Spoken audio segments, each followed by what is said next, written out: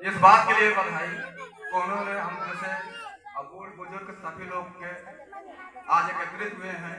अब किस विचार से एकत्रित हुए हैं उस चीज को जानने के लिए हम बात करने सब लोग इकट्ठा हुए हैं। सारी बात करने से पहले तथागत बुद्ध को नमन करते हुए, संविधान के निर्माता बोधि शक्ति बाबा साहेब को नमन करते हुए, शिक्षा की देवी माता सावित्रीबाई फूले को नमन करते हुए, मानवर काशीराम को नमन करते हुए, समय समय संतों, गुरुओं और महापुरुषों को नमन करते हुए अपनी बात को आगे रखते हुए इस सभागार में आए हुए हमारी माताएं और बहनें, इस मंच पर बैठे हुए हमारे सभी सम्मानित अतिथिगण और हमारे साथी लोग आए हुए हैं, सभी से मेरा क्रांतिकारी जय भीम। जय भीम।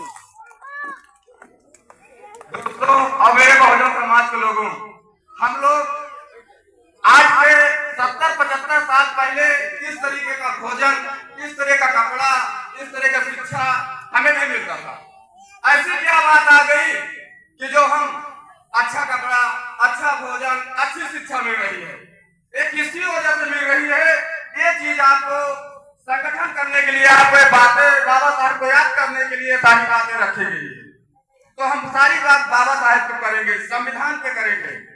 बाबा साहब बहुत छोटे थे, वो स्कूल में पढ़ने गए, उन्हें अछूत समझकर स्कूल से बाहर निकाल दिया और उसने कहा मास्टर ने कि तुम तो नीच जात के हो, तुम तो अछूत जात के हो, तुम पढ़कर क्या करोगे? तुम तो अछूत जात से आते हो, तुम पढ़ लिख कर क्या करोगे? और उनको बाबा साहब को स्कूल से बाहर निकाल दिया। बाबा साहब सोचते घर है और अपने माँ से सोचने लगे और सोचते हुए और घर आए और अपने माँ से कहे, उनकी माता का नाम रमाबाई था। माँ के सामने पहुंचे, कहे माँ हम लोग को पढ़ने का अधिकार क्यों नहीं है? माँ ने बताया कि बेटा किसी किताब में लिखा है कि शूद्र पैर से पैदा हुआ है, इसलिए हम लोग को पढ़ने का अधिकार नहीं है।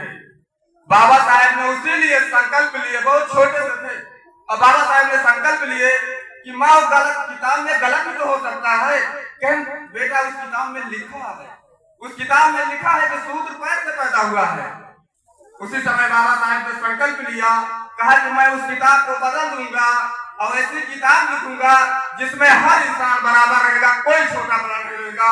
वो बाबा साहब ने भारत का संविधान लिखा। वो संविधान की देन है कि आज हम सब बराबरी में बैठ रहे हैं। वो संविधान की देन है कि आज हम लोग डॉक्टर, इंजीनियर, IAS, PCS कहीं भी हम जा रहे हैं तो सिर्फ संविधान की ताकत है कि जो हम अच्छा से आ रहे हैं, जा रहे हैं। तो मेरे बहुजन समाज के लोगों, मैं कुछ बहुत ज्यादा बात नहीं कर पाऊंगा, लेकिन मैं आपसे अपील और गुजारिश करूंगा कि 2 टाइम के बजाय 1 टाइम खाना, फटे कपड़े रहेगा तो आप उसको सिल के पहन लेना, लेकिन इस सभागार से आप विचार लेकर जाए कि अपने बेटी और अपने बेटे को, अपने बेटी और बेटा को अच्छी से अच्छी शिक्षा देना, ताकि आने वाली पीढ़ी का जनरेशन बदल जाए। शिक्षा वो शेरनी का दूध है। बाबा साहब कहते थे कि शिक्षा वो शेरनी का दूध है कि जो जितना पिएगा उतना दहाड़ेगा। वायरलेस वाला के लिए ध्यान का बोले खाती यार बार बार